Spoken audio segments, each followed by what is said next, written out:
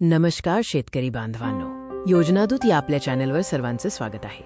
आज आपण मान्सून 2026 आणि सुपर एल निनोचा महाराष्ट्रावर काय परिणाम होणार याबद्दलची सर्वात महत्त्वाची अपडेट पाहणार आहोत। ही माहिती आपण या अधिकृत प्रेझेंटेशनच्या आधारे समजून घेणार आहोत। सध्या राज्यातील हवेचा दाब 1006 हेक्टोपास्कल आहे, जो पावसासाठी अतिशय अनुकूल मानला जातो।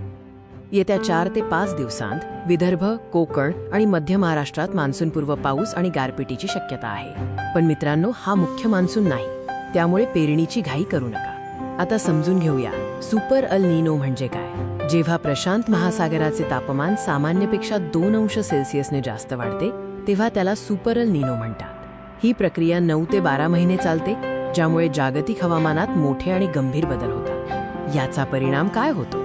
पेरू किनारपट्टीवर कमी दाबाचा पट्टा तयार झाल्यामुळे भारताकडे येणारे पावसाचे वारे दुसरीकडे ओढले जातात। यामुळे आर्द्रतायुक्त हवा भारत सोडून अमेरिका आणि ऑस्ट्रेलियाकडे खेचली जाते आणि आपल्याकडे पावसाचे प्रमाण घटते। यंदा मान्सून वेळेआधी दाखल होण्याचे स्पष्ट संकेत आहेत। मात्र अंदमान ते केरळ आणि केरळ ते महाराष्ट्र या प्रवासात अनेक नैसर्गिक अडथळे आहेत। एल निनोमुळे वाऱ्यांचा वेग मंदावू शकतो, त्यामुळे पाऊस सर्वत्र समान आणि वेगाने पसरेलच असे नाही। सध्या राज्यात तापमान 42 ते 47 अंश सेल्सिअसपर्यंत पोहोचले आहे। या प्रचंड उष्णतेमुळे जमिनीतील ओलावा नष्ट झाला असून यामुळे एल निनोचा प्रभाव अधिक तीव्र होण्याची शक्यता निर्माण झाली आहे। पण एक आशेचा किरण म्हणजे पॉझिटिव्ह आयओडी।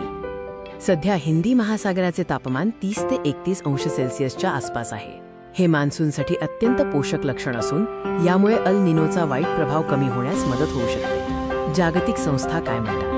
एनओवर आणि WMOने पावसाच्या वितरणात अनियमितता राहील असा इशारा दिला आहे। भारतीय हवामान विभागाच्या मते आयओडीमुळे सुरुवातीचा पाऊस चांगला राहील, पण नंतर सतर्क राहणे गरजेचे आहे। शेतकरी मित्रांनो, सर्वात महत्त्वाची गोष्ट म्हणजे दुबार पेरणी टाळा। सुरुवातीच्या पावसावर भुलून जाऊ नका। जमिनीत पुरेसा पावसा तयार झाल्याशिवाय आणि मान्सून स्थिर झाल्याशिवाय पेरणीचा निर्णय घेऊ नका। नियोजनासाठी लक्षात ठेवा, जुलै महिन्यात पावसाचे प्रमाण चांगले असेल तेव्हा शेततळी आणि विहिरी पूर्ण भरून घ्या।